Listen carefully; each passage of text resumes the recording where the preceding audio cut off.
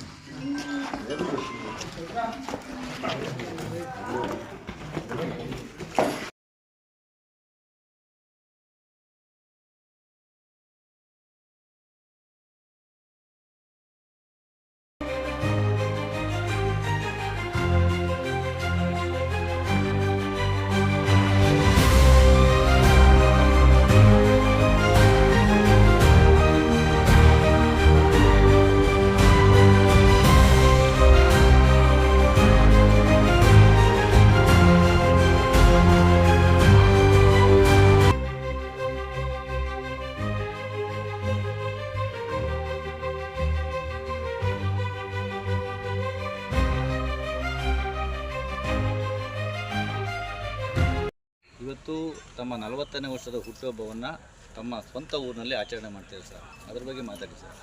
ಎಲ್ಲ ಏನು ನನ್ನ ಅಕ್ಕಪಕ್ಕ ಗ್ರಾಮಸ್ಥರು, ನನ್ನ ತಮ್ಮದಿರು ಮತ್ತು ನನ್ನ ಅಕ್ಕ ತಂಗಿದಿರು, ಏನು ನನ್ನ ಜನ ಇದ್ದಾರೋ ಪ್ರೀತಿಯಿಂದ ಎಲ್ಲ ಹಣ ಇದು ಮಾಡ್ಕೋಬೇಕು ಅಂತ ಹೇಳಿ ಎಲ್ಲ ಅವ್ರು ಮಾಡ್ತಾ ಇರೋದು, ನಾನು ಮಾಡ್ಕೋತಾ ಇರೋದಲ್ಲ, ಎಲ್ಲ ನನ್ನ ತಮ್ಮದಿರು ಮಾಡ್ತಾ ಇರೋದು. ಸೊ ಅವ್ರ ಖುಷಿಯಿಂದ ನಮ್ಮ ಖುಷಿಯಿಂದ ಅಂದ್ಕೊಂಡು ಆಯಿತು. ಎಷ್ಟನೇ ವರ್ಷದ ಜನ್ಮದಿನ ಇವತ್ತು? 40 ವರ್ಷ. ಆನಂದ್ ಗೌಡ್ರೆ, ನೀವು ದೇವ್ರ ಕಾರ್ಯಕ್ರಮ ಬರ್ಡೇ ಅಂತ ಅನ್ಕೊಂಡು ಸ್ವಲ್ಪ ಶೋ ಅಪ್ ಮಾಡ್ತಾ ಇದ್ರೆ, ಕಟ್ಔಟ್ರು ಬ್ಯಾನರ್ ಎಲ್ಲ ಹಾಕ್ಬಿಟ್ಟು ಮುಂದೆ ರಾಜಕೀಯಕ್ಕೆ ಬರುವಂಥ ಸಾಧ್ಯತೆ ಏನಾರು ಆಯ್ತಾ? ಆ ಥರ ಸನ್ನಿವೇಶ ಯಾವುದು ಇಟ್ಕೊಂಡಿಲ್ಲ.